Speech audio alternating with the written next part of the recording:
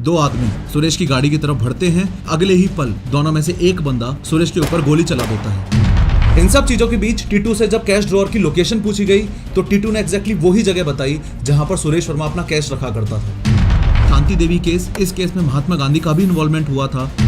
इसी बात को ध्यान में रखते हुए सुरेश की फैमिली ने अपने बच्चों को 20 अलग अलग बच्चों के बीच में बिठा दिया, ये चेक करने के लिए कि टीटू अपने खुद के बच्चों को पहचान पाता है कि नहीं।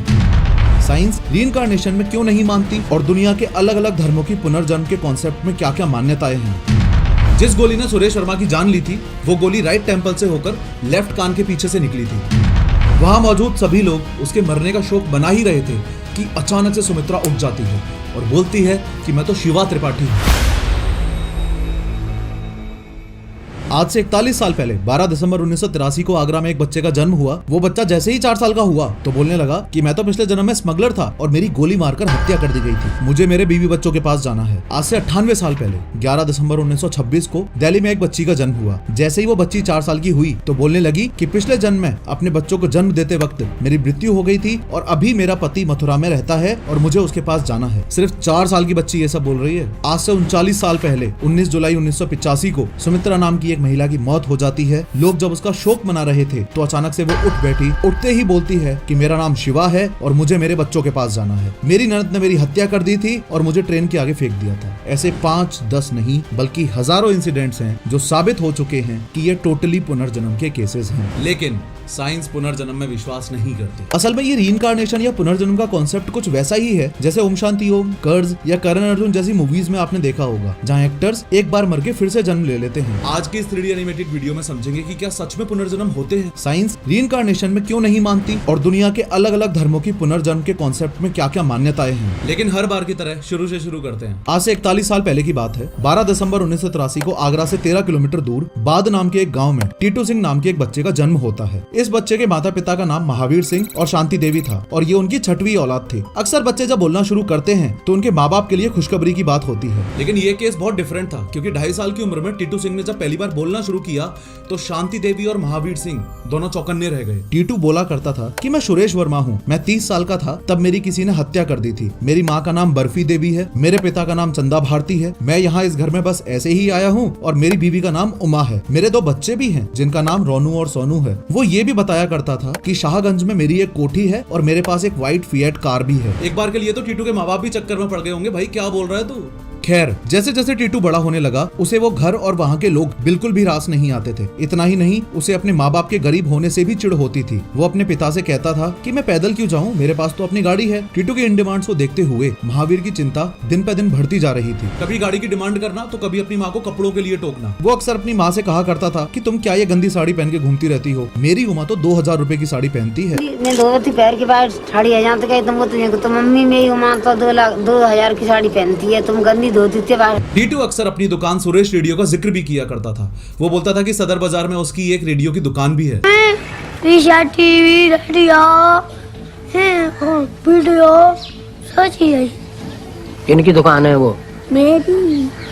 दिन पर दिन टीटू की ये जिद बढ़ने लगी। वो अपने भाई बहनों के पास जाने की जिद करने लगा था। ऐसे भाई बहन जिनके बारे में टीटू के परिवार वालों ने कभी सुना ही नहीं, लेकिन उसकी तमाम बातों को बचपन में बनाई मनगढ़ंत कहानी समझ के इग्नोर कर दिया करते थे। फिर एक दिन उनकी आंखों पर गिरा पर्दा तब उठा जब टीटू ने जिद पकड़ ली कि उसे अपने घर जाना ही है, अपनी बीवी बच्चों के पास। इसी जिद में टीटू इतना बौखला चुका था कि उसने अपने सारे कपड़े एक प्लास्टिक की थैली में डाले और घर से जाने लगा। उस समय तो जैसे तैसे उसके माँ बाप ने उसे कन्विंस कर लिया, लेकिन अब पानी सिर के ऊपर जा चुका था। टीटू के ये तेवर देख के महावीर को चिंता होने लगी। टीटू के इस बर्ताव से परेशान होकर महावीर ने अपने सबसे बड़े बेटे और टीटू के भाई अशोक को आगरा जाकर सभी चीजों का पता लगाने को कहा। अगले दिन अशोक अपने दोस्त के साथ आगरा जाने का प्लान बनाता है। सबसे पहले वो आगरा के सदर बाजार में पहुंचता है। वो वहाँ काफी लोगों से सुरेश वर्मा के बारे में पूछताछ करता है, लेकिन उसे जिस जवाब की उम्मीद थी उसे वो नहीं मिल पाता। थोड़ी देर बाद अशोक की नजर एक दुकान पर पड़ती है और उसे देखकर उसका मुंह खुला का खुला रह जाता है, क्योंकि दुकान का नाम था सुरेश रेडियो, वही सुरेश रेडियो जिसके बारे में टीटू कहा करता था। यानी जो कुछ भी टीटू कहता था वो सिर्फ सिर्फ उसकी कल्पना नहीं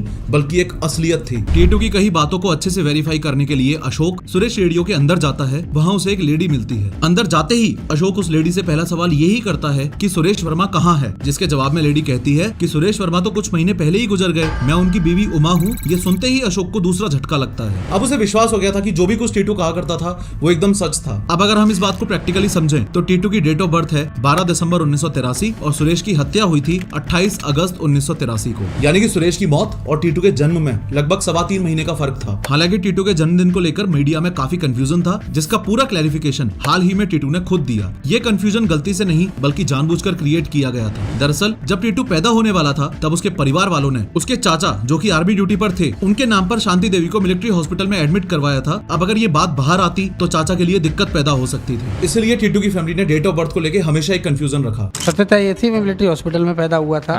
तो उस जमाने में इतना कुछ चेकिंग वेकिंग नहीं होता था। मम्मी जो है वो चाचा के नाम पे भर्ती हो गई। तो उस टाइम जिस टाइम ये सारी चीजें खुली तो चाचा ऑन ड्यूटी था। अगर मैं बोलता कि मैं वहाँ पैदा हुआ ये हुआ तो दिक्कत होती है। अब तो चाचा भी नहीं है, कुछ भी नहीं है। खैर अशोक उमा से मिलता है और उसे टीटू के बारे में सब कुछ बताता है, जिसे सुनकर उमा दंग रह जाती है। उसने अशोक से कहा कि अगर ऐसी बात है तो वो खुद टीटू से मिलना चाहती है। इन सभी बातों के साथ अशोक और उसका दोस्त बाद लौट जाते हैं। अशोक सभी घर वालों को सारी बातें बताता है, जिसे सुनकर सबके होश उड़ जाते हैं, क्योंकि अब टीटू सिर्फ बड़बड़ा नहीं रहा था बल्कि अपने पिछले जन्म को याद कर रहा था। अब इस पॉइंट पे महावीर और शांति की चिंता और बढ़ जाती है और उन्हें लगता है कि कहीं हमारा बेटा हमें छोड़ के तो नहीं चला जाएगा। खैर अगले दिन उमा, सुरेश के पेरेंट्स और सुरेश का भाई सभी टीटू से मिलने के लिए आते हैं। अब चूंकि उन्होंने बाद पहले कभी देखा ही नहीं था, इसलिए वो गलत बाद में चले जाते हैं जो मथुरा में है। इससे ये बात साफ थी कि ना तो टीटू कभी आगरा गया और ना ही सुरेश की फैमिली कभी बाद आई। काफी घूमने के बाद उनकी मुलाकात आखिर टीटू से हो ही जाती है। टीटू उन्हें देखते ही पहचान लेता है और अपने पिता को कस के गले से लगा लेता है। वो उनसे पूछता है कि उसके बच्चे रोनू और सोनू उनसे मिलने क्यों नहीं आए।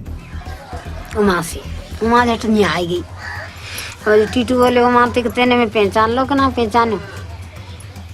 तो बोली तुम पता ना पहचानो कि रोनू सोनू कहाँ पढ़ रहे हैं कि घर ही बैठे हैं। टीटू का ये सवाल सुनते ही सबके होश उड़ जाते हैं। सबको लगता है कि टीटू को सुरेश वर्मा के बच्चों के नाम कैसे पता है। यहाँ सुरेश के परिवार वालों को पहला क्लैरिफिकेशन मिल जाता है। दूसरा क्लैरिफिकेशन उन्हें तब मिलता है जब टीटू उनसे गुस्से में पूछता है कि आप लोग फिएट में क्यों नहीं आए। ये सुनकर उन्हें दूसरा शॉक लगता है। टीटू को अच्छे से याद था कि उनके पास एक सफेद फिएट कार थी, या यूं कह लो कि जब वो पिछले जन्म में सुरेश वर्मा था तो उनके पास एक फिएट कार हुआ करती थी। लेकिन असली सवालों का सिलसिला तो अब शुरू होगा जब सुरेश की फैमिली टीटू से उसके मर्डर की डिटेल्स के बारे में पूछेगी, जिससे ये साफ हो जाएगा कि क्या वाकई में टीटू सच बोल रहा है, क्या सच में टीटू का रीइंकार्नेशन या पुनर्जन्म हुआ है। और सबसे बड़ा सवाल, ये सब कुछ जो अभी आपने सुना ये सच था या फिर एक पब्लिसिटी स्टंट। देखो टीटू सिंह उनको बताता है कि उस दिन सुरेश अपनी दुकान सुरेश रेडियो को बढ़ाकर अपने घर यानी शाहगंज की कोठी पर जा रहा था। हर शाम की तरह वो घर के बाहर आकर अपनी फिएट का हॉर्न बहुत जोर जोर से बजाने लगता है ताकि उसकी आवाज सुनकर उमा घर का मेन गेट खोल दे। इतने में ही दो आदमी सुरेश की गाड़ी की तरफ बढ़ते हैं। वो उसे देखकर मुस्कुराते हैं और नमस्ते भी करते हैं, लेकिन अगले ही पल दोनों में से एक बंदा सुरेश के ऊपर गोली चला देता है। एक गोली स्टीयरिंग को लगती है और दूसरी सुरेश के सिर पे। अब ये बात यहाँ याद रखना कि ये गोली सुरेश के राइट टेम्पोरल पर लगी थी। गोली की आवाज सुनते ही उमा बाहर आकर देखती है तो सुरेश मर चुका था और शूटर्स भाग चुके थे। अब ये गोली चलाने वाले कौन थे और इन्होंने सुरेश को क्यों मारा, इसका जवाब मैं आपको आगे दूंगा। अभी के लिए इतना समझो कि सुरेश वर्मा की हत्या हुई थी, या यूं कह लो कि इस पूरी कहानी बताने वाले इस बच्चे की यानी कि टीटू की पिछले जन्म में हत्या हुई थी। इस पूरे हादसे के बारे में सुरेश के परिवार वालों ने जब टीटू से पूछा तो उसने बिल्कुल वैसा ही बताया जो एक्चुअल में सुरेश के साथ हुआ था। टीटू को उस दिन की एक एक डिटेल याद थी। इतना ही नहीं, उसकी पत्नी उमा ने भी टीटू से कुछ सवाल किए जिनका जवाब सुरेश के अलावा और कोई नहीं बता सकता था। जैसे उमा ने पूछा कि सुरेश की मौत के एक दिन पहले हमने क्या किया था, तो टीटू ने कहा कि हम मेले में गए थे और लौटते वक्त हमने कार के बोनट पर बैठकर जलेबी खाई थी। ये सुनते ही उमा को अपने सारे सवालों के जवाब मिल गए। उसे विश्वास हो गया था कि सुरेश वर्मा का पुनर्जन्म टीटू के रूप में हुआ है। इतनी स्पेसिफिक डिटेल्स सुनकर सुरेश के परिवार वाले कन्विंस हो चुके थे कि टीटू ही हमारे बेटे का पुनर्जन्म है। लेकिन कुछ रिसर्चर्स और साइकोलॉजिस्ट के दिमाग में अभी भी ऐसे सवाल थे जो इस कहानी को सुन के पूरे नहीं होते। इन्हीं सवालों के जवाब को जानने के लिए डॉक्टर सतवंत पसरीचा, जो कि रीइंकार्नेशन और पैरासाइकोलॉजी के फील्ड में एक्सटेंसिव रिसर्च के लिए जानी जाती हैं, उन्होंने इस केस को स्टडी करने का सोचा। सिर्फ डॉक्टर सतवंत पसरीचा ही नहीं, इनके अलावा भी काफी सारे नामी ग्रामी रिसर्चर्स, साइकेट्रिस्ट और एंथ्रोपोलॉजिस्ट थे जिन्होंने इस केस को बारीकी से स्टडी किया था। जैसे डॉक्टर एन.के. चड्डा, जो कि एक प्रोमिनेंट इंडियन साइकोलॉजिस्ट और रिसर्चर हैं, उन्होंने भी टीटू सिंह के केस को स्टडी किया था। लेकिन इस यूनिक केस के चलते डॉक्टर एन.के. चड्डा ने मशहूर साइकेट्रिस्ट डॉक्टर इयान स्टीवनसन, जो कि अमेरिकन साइकेट्रिस्ट और रिसर्चर थे, उन्हें इस केस के बारे में बताया। क्योंकि डॉक्टर इयान स्टीवनसन ने अपनी जिंदगी का एक बहुत बड़ा हिस्सा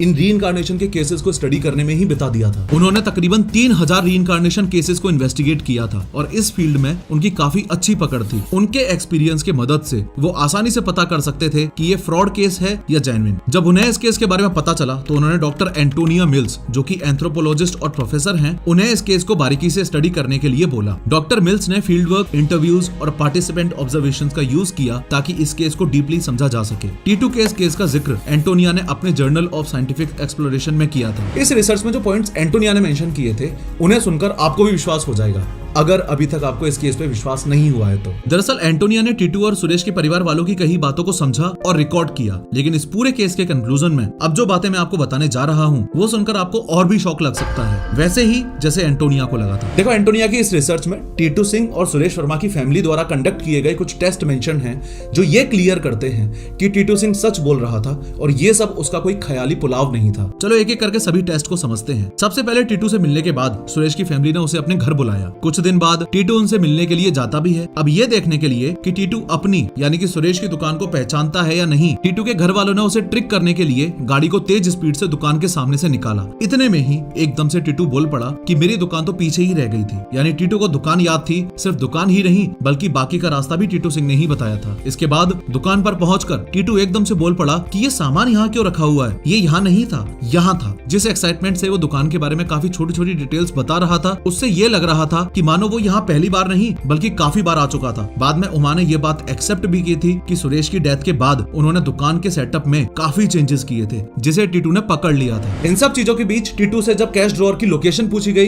तो टीटू ने एग्जैक्टली वही जगह बताई जहां पर सुरेश वर्मा अपना कैश रखा करता था। तीसरे टेस्ट की बात करूं तो वीडियो के इनिशियल पार्ट में जब सुरेश की फैमिली टीटू से मिलने गई थी तब सुरेश के बच्चे वहां मौजूद नहीं थे और उनके बारे में टीटू ने पूछा भी था। इसी बात को ध्यान में रखते हुए सुरेश की फैमिली ने अपने बच्चों को 20 अलग अलग बच्चों के बीच में बिठा दिया, ये चेक करने के लिए कि टीटू अपने खुद के बच्चों को पहचान पाता है कि नहीं। अब टीटू से कहा गया कि जाओ रोनू और सोनू को लेकर आओ। टीटू तुरंत ही उन बच्चों की भीड़ में से रोनू और सोनू को उठा के ले आता है। इतना ही नहीं, वो अपने बड़े बेटे से ये भी कहता है कि तुमने मुझे अभी तक नमस्ते क्यों नहीं किया। इसके बाद चौथे और सबसे आखिरी टेस्ट में एंटोनिया को जो बात पता चली उसे सुनकर वो खुद हैरान रह गई। देखो, थोड़ी देर पहले मैंने आपको बताया था कि सुरेश के राइट टेम्पोरल पर गोली लगी थी। अब सिर के जिस हिस्से में सुरेश को गोली लगी थी ठीक उसी जगह टीटू के सिर पर एक बर्थ मार्क है। इस बात की पुष्टि के लिए एंटोनिया ने सुरेश वर्मा की पोस्टमार्टम रिपोर्ट को उस हॉस्पिटल में जाकर एग्जामिन किया जहां उसे डेड डिक्लेयर किया गया था। जिस गोली ने सुरेश वर्मा की जान ली थी वो गोली राइट टेम्पल से होकर लेफ्ट कान के पीछे से निकली थी। और ताज्जुब की बात तो ये है कि ठीक उसी जगह पर टीटू के बर्थ मार्क्स भी मिले, पहला तो राइट टेम्पोरल पर और दूसरा लेफ्ट कान के पीछे। अब इसे अंधविश्वास कह लो या करिश्मा कह लो,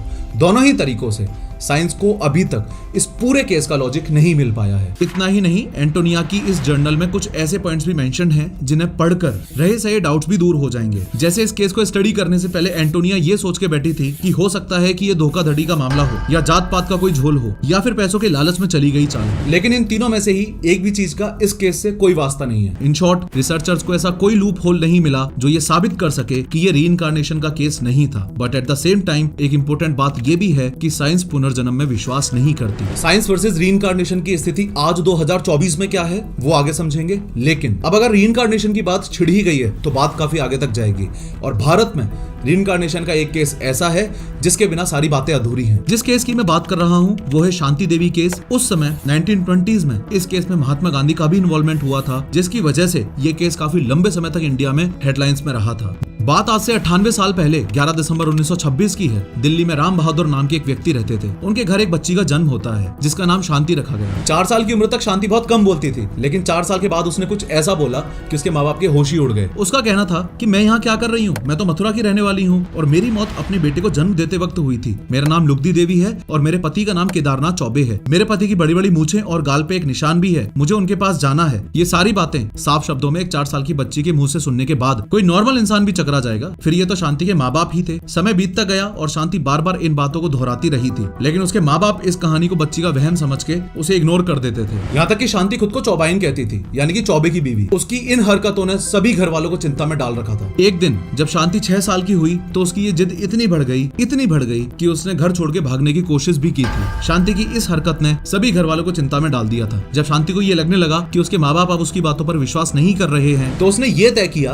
कि इस बारे में वो सबको बताएगी। पाएगी, इसलिए जो भी उसके सामने आता उसको वो अपनी कहानी सुनाने लग जाती थी। बड़ी होकर शांति स्कूल जाने लगी और जब वो करीबन 8 साल की थी तब उसने अपनी पूरी कहानी हेडमास्टर लाला चंद को सुनाई। ये कहानी सुनकर लाला चंद को एक बार के लिए तो झटका लगा, फिर उन्होंने शांति को इतना परेशान देखकर एक फैसला लिया। शांति की मदद करते हुए लाला चंद ने एक चिट्ठी लिखी और शांति के बताए पते पर ही भेज दी। ये चिट्ठी उसने केदारनाथ चौबे को लिखी थी। केदारनाथ चौबे यानी वो बंदा जिसको वो अपना हस्बैंड क्लेम कर रही थी। एक बार के लिए हेडमास्टर लाला चंद ने ये चिट्ठी लिख तो दी, लेकिन उसको कोई खास उम्मीद नहीं थी कि इस चिट्ठी का कोई जवाब आएगा। कुछ हफ्ते बीत गए, लेकिन फिर कुछ ऐसा हुआ जिसके बारे में लोगों ने सोचा ही नहीं था। लाला चंद के पास एक चिट्ठी आती है और शॉकिंगली ये चिट्ठी शांति देवी के कथित हस्बैंड केदारनाथ के यहाँ से ही आई थी। उस चिट्ठी में केदारनाथ ने ये कंफर्म किया था कि उसकी बीवी का नाम वाकई में लुगदी देवी था, जो 4 अक्टूबर 1985 के दिन उनके बेटे को जन्म देते वक्त मर गई थी। यानी शांति का जन्म हुआ 11 दिसंबर 1926 के दिन और लुगदी देवी की मौत हुई 4 अक्टूबर 1925 के दिन। यानी कि लुगदी देवी की मौत और शांति देवी के जन्म के बीच लगभग 1.5 साल का फर्क था। ये सब कोइंसिडेंस था या रीइंकार्नेशन, इस चीज का पता लगाने के लिए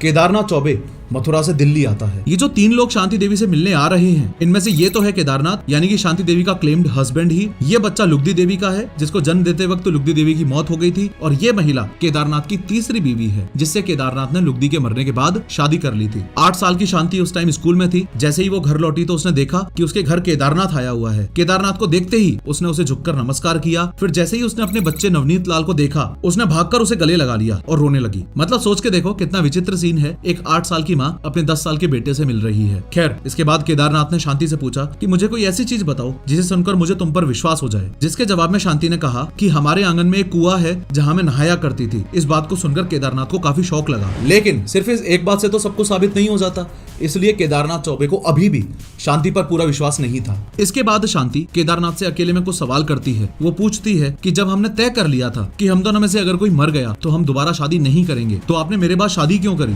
केदारनाथ के पास शांति के इस सवाल का कोई जवाब नहीं था। वो बस ये सोच रहा था कि इतनी छोटी सी बच्ची को ये सारी बातें पता कैसे चली। इन सभी सवालों के साथ अब केदारनाथ के जाने का टाइम हो गया था। शांति भी उनके साथ जाने की जिद करती है, लेकिन बाबूराम बहादुर किसी अनजान के साथ अपनी बेटी को आखिर ऐसे कैसे भेज देता। जैसे तैसे शांति के माँ बाप उसे रोक लेते हैं और केदारनाथ अपने सवालों का टोकरा लिए वहां से चला जाता है। लेकिन जाने से पहले केदारनाथ ने शांति से एक सवाल ऐसा पूछा था जिसका जवाब सुनकर उसे 100% विश्वास हो गया था कि शांति ही लुगदी है। इस सवाल के बारे में मैं आपको आगे बताऊंगा। अब देखते ही देखते शांति का ये केस हर जगह आग की तरह फैलने लगता है और उसी आग की कुछ लपटें महात्मा गांधी तक पहुंच जाती हैं। शांति का ये केस सुनकर गांधी जी शांति से मिलने आते हैं। उसकी बातें सुनकर गांधी जी को लगता है कि इस केस की जांच पड़ताल अच्छे से होनी चाहिए, इसलिए वो 15 प्रोमिनेंट लोगों की एक कमेटी बनाते हैं। इस कमेटी में काफी फेमस पर्सनैलिटीज को डाला जाता है, including parliamentarians, national leaders and members from the media. इस कमेटी ने जैसे तैसे शांति के पेरेंट्स को उसे उनके साथ मथुरा भेजने के लिए कन्विंस किया। उनकी मजबूरी के बाद ये 15 कमेटी मेंबर्स शांति के साथ 24 नवंबर 1935 को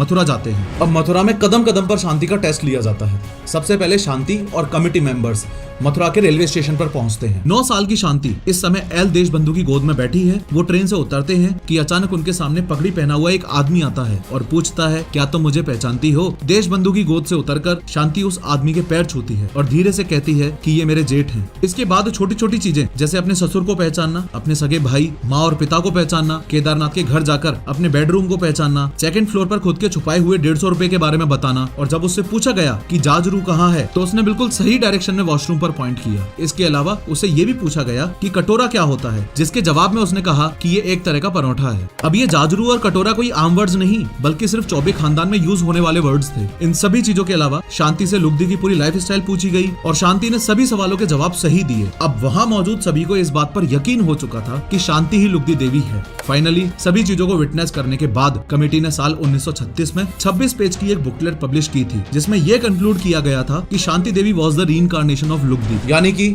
शांति देवी पिछले जन्म में लुगदी देवी ही थी और उसका पुनर्जन्म हुआ था। हालांकि इस केस को भी काफी तोड़ा मरोड़ा गया था। जैसे बालचंद नहाटा जो कि एक इंडियन स्केप्टिक थे, उन्होंने हिंदी में एक रिपोर्ट पब्लिश की पुनर्जन्म की पर्यालोचना, जिसमें उन्होंने क्लियरली कहा कि ये जितनी भी डिटेल्स हमारे सामने रखी गई हैं, इसके बेसिस पर हम ये नहीं बोल सकते कि ये 100% रीइंकार्नेशन का ही केस है। उनके इस बात का काउंटर करते हुए फिलोसोफर इंदिरा सेन ने इंडियन फिलोसॉफिकल कांग्रेस के एक पेपर में कमेंट करते हुए कहा कि कितनी अजीब बात है कि बालचंद जी ने सिर्फ थोड़ी ही रिसर्च करके इस पूरे केस का कंक्लूजन भी निकाल दिया। इंदिरा सेन ने यह भी बताया कि ऐसा कैसे पॉसिबल है कि इतनी छोटी सी बच्ची को केदारनाथ और लुगदी के बीच हुई निजी बातों के बारे में पता है। उन्हीं बातों में एक बात यह भी थी कि लुगदी देवी की शादी सिर्फ 10 साल की उम्र में कर दी गई थी, जिसकी वजह से उसकी बॉडी में कॉम्प्लिकेशंस आते रहते थे। इन्हीं कॉम्प्लिकेशंस की वजह से लुगदी को अर्थराइटिस भी हो गया था। खैर, अब बात करते हैं उस सवाल की जो केदारनाथ ने शांति से पूछा था, जिसे सुनकर ही उसे शांति की बातों पर विश्वास हुआ था। देखो, केदारनाथ ने शांति से पूछा कि इतने कॉम्प्लिकेशंस के बाद भी उन्होंने ये बच्चा कैसे कंसीव किया, तो इसके जवाब में उस 8 साल की बच्ची ने सभी चीजों के बारे में बारीकी से केदारनाथ को बताया, जिसे सुनकर केदारनाथ को पहले तो झटका लगा,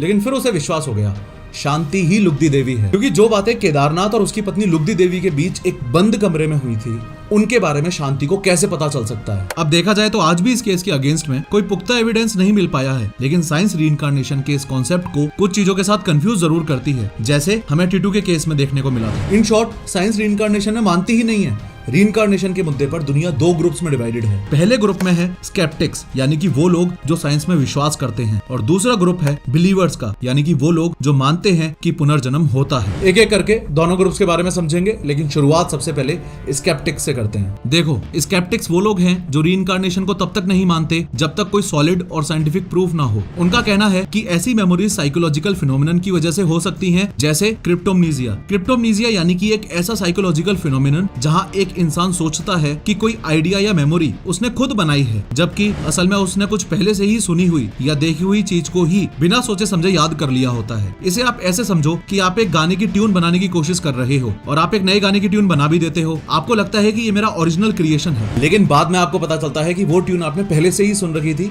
जो आपकी मेमोरी में सेव हो गई थी, लेकिन आप उसे भूल चुके थे। इनफैक्ट इसी कॉन्सेप्ट के बारे में थियोडोर फ्लोरनॉय नाम के एक साइकोलॉजी प्रोफेसर ने बात भी की थी। थियोडोर उन लोगों में से हैं जिन्होंने पास्ट लाइफ रिकॉल पर काफी काम किया है। साल 1900 में एक स्टडी के दौरान थियोडोर ने ही एक पेशेंट में क्रिप्टोमनीजिया की पॉसिबिलिटी को हाईलाइट किया था। मोरोवर, स्केप्टिक्स रैशनल और लॉजिकल थिंकिंग पर ज्यादा बिलीव करते हैं और कल्चरल बिलीव्स या फिर रिलीजन से जुड़ी हुई बातों को क्वेश्चन करते हैं। वहीं दूसरी तरफ रीइंकार्नेशन के बिलीवर्स वो लोग हैं जो मानते हैं कि मरने के बाद आत्मा या सोल एक नया जन्म ले लेती है। ये बिलीफ यूजुअली रिलीजन्स या स्पिरिचुअल टीचिंग्स से आता है, जैसे हिंदुइज्म में होता है। इन लोगों को कभी कभी पास्ट लाइफ मेमोरीज या डेजा वू जैसी चीजें होती हैं, जिसे वो पिछले जन्म का सबूत समझ लेते हैं। आगे बढ़ने से पहले इस बात को समझते हैं कि रिलीजन रीइंकार्नेशन में कैसे एक इंपॉर्टेंट रोल प्ले करता है। सबसे पहले तो ये वर्ल्ड मैप देखो। इस पूरी दुनिया को रिलीजन के बेसिस पर टोटल 2 पार्ट्स में डिवाइड किया जा सकता है, religion of the east and religion of the west. इस रिलीजन ऑफ द ईस्ट में मेनली ये इंडिया, चाइना, जापान और साउथ ईस्ट एशियन कंट्रीज आते हैं, और दूसरी तरफ रिलीजन ऑफ द वेस्ट में यूरोप, अमेरिका जैसी कंट्रीज शामिल हैं। एक एक करके यहाँ मौजूद मेजर रिलीजन्स की थ्योरीज को समझते हैं, ताकि आपको रीइंकार्नेशन कॉन्सेप्ट का वर्ल्ड व्यू भी मिल सके। देखो, हिंदुइज्म का कॉन्सेप्ट तो आपने बहुत बार महाभारत देखते हुए भी सुना ही होगा कि पूरा संसार सिर्फ इस जन्म, मृत्यु और पुनर्जन्म के आसपास ही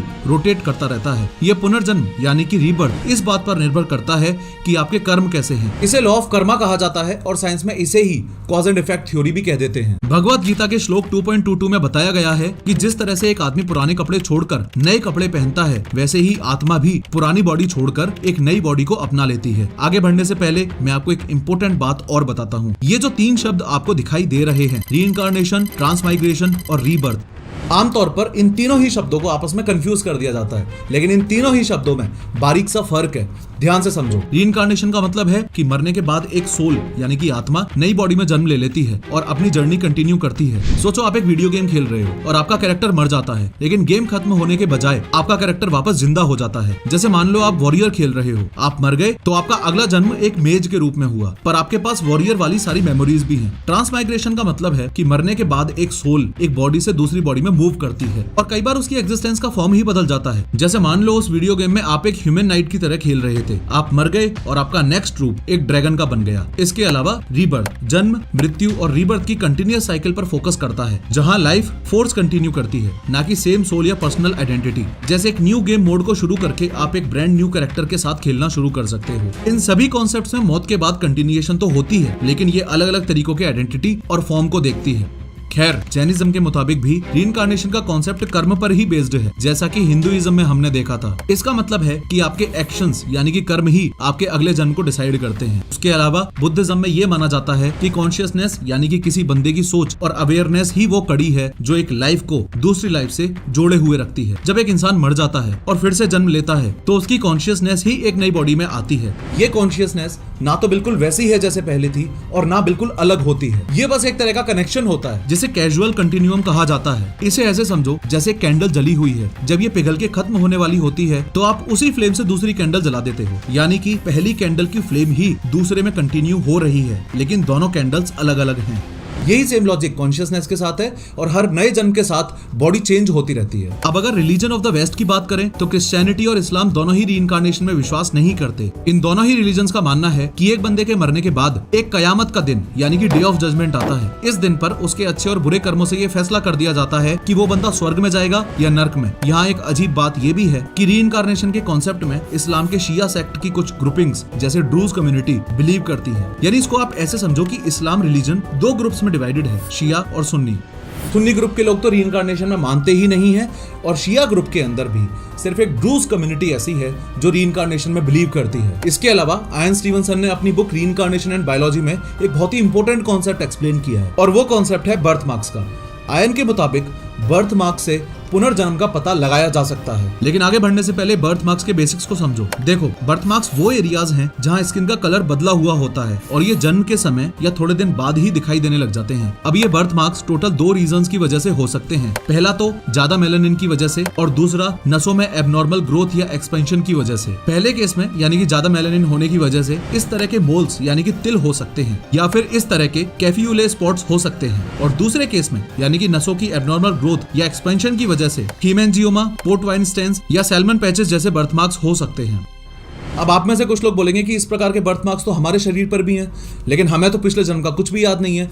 तो रीइंकार्नेशन और बर्थमार्क में एग्जैक्टली क्या कनेक्शन हुआ? इयान स्टीवनसन के मुताबिक रीइंकार्नेशन के कॉन्टेक्स्ट में जो बर्थमार्क्स डिस्कस किए जाते हैं वो अक्सर 3D फॉर्म में होते हैं, लेकिन जो पुनर्जन्म से रिलेटेड बर्थमार्क्स नहीं होते वो 2D फॉर्म में होते हैं। यहाँ 3D फॉर्म का मतलब है बर्थमार्क इस तरह पकर्ड यानी कि मुरझाए हुए से हों, डिप्रेस्ड यानी कि दबे हुए हों या फिर एलिवेटेड यानी उठे हुए हों। इसके अलावा ये मार्क्स कलर्ड और नॉर्मल बर्थमार्क से काफी बड़े होते हैं। खैर, एंटोनिया ने टीटू के केस की रिसर्च करते वक्त काफी सारी पॉसिबिलिटीज भी लगाई थी। उसने सोचा था कि हो सकता है कि इस बच्चे को मल्टीपल पर्सनालिटी डिसऑर्डर हो, जिसे DID यानी कि डिसोसिएटिव आइडेंटिटी डिसऑर्डर भी कहा जाता है। हाँ, वही जहाँ पे एक ही इंसान अलग अलग वक्त पर अलग अलग पर्सनालिटीज की तरह बिहेव करने लगता है, जैसा हमने अपरिचित मूवी में देखा था, जहाँ रामानुजन अयंगर या अम्बी को मल्टीपल पर्सनालिटी डिसऑर्डर होता है, जिसके चलते वो कभी स्टाइलिश लड़के की पर्सनालिटी में बदल जाता है जिसका नाम रीमो होता है, तो कभी वायलेंट और एग्रेसिव पर्सनालिटी में बदल जाता है जिसका नाम अनियान होता है, और वापस कभी अम्बी में बदल जाता है। इन पर्सनालिटीज का नेचर भी एक दूसरे से एकदम अलग होता है, इसलिए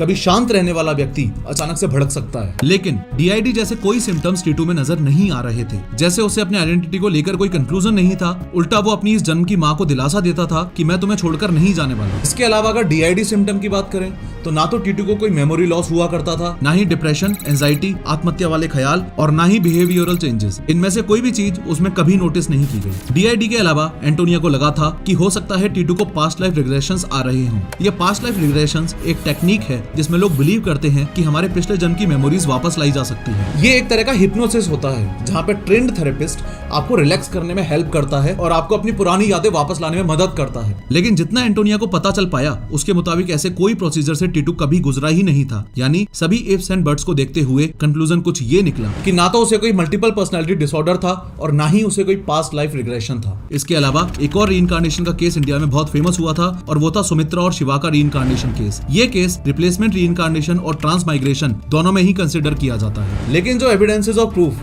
डॉक्टर सतवंत पसरीचा को इस केस की स्टडी के दौरान मिले वो काफी शॉकिंग थे। देखो, हुआ कुछ ऐसा था कि यूपी के इटावा में साल 1968 में जन्म होता है सुमित्रा का। जन्म से ही सुमित्रा का बचपन अकेलेपन में बीता था। जब सुमित्रा सिर्फ 11 साल की थी तब उसकी माँ चल बसी और पिता भी काम के सिलसिले में हमेशा बाहर रहते थे, इसलिए वो अपने दूर के रिश्तेदारों के साथ ही पली बढ़ी थी। पैसों की तंगी के कारण सुमित्रा ने कभी स्कूल की शक्ल नहीं देखी। उसके इस अकेलेपन के चलते सिर्फ 13 साल की उम्र में ही उसकी शादी शरीफपुरा गाँव के जगदीश सिंह से करवा दी गई थी। लेकिन पिता की तरह ही सुमित्रा का पति भी काम से बाहर ही रहता था। शादी करके भी उसने अपने आप को अकेला ही पाया। लेकिन शादी के 3 साल बाद सुमित्रा का अकेलापन दूर हुआ जब दिसंबर 1984 में उसने अपने बेटे को जन्म दिया। सुमित्रा अपने बेटे को हमेशा सीने से लगाए रखती थी, वो उसे अपनी जान से भी ज्यादा चाहती थी। ऐसा लगने लगा था मानो सुमित्रा का अकेलापन अब दूर हो रहा है। लेकिन सिर्फ 2 महीने बाद ही सुमित्रा की तबीयत बिगड़ने लगी। उसे चक्कर आने लगे, उसकी आंखें ऊपर की तरफ घूम जाती थी और वो अपने दांतों को जोर जोर से भींचती थी। कोई कहता था कि उसे भूत बाधा हुई है तो कोई कहता था कि उसके अंदर मां संतोषी आ गई है। लेकिन उसकी इस हालत की सही वजह किसी को नहीं पता थी। फिर अचानक 16 जुलाई 1985 को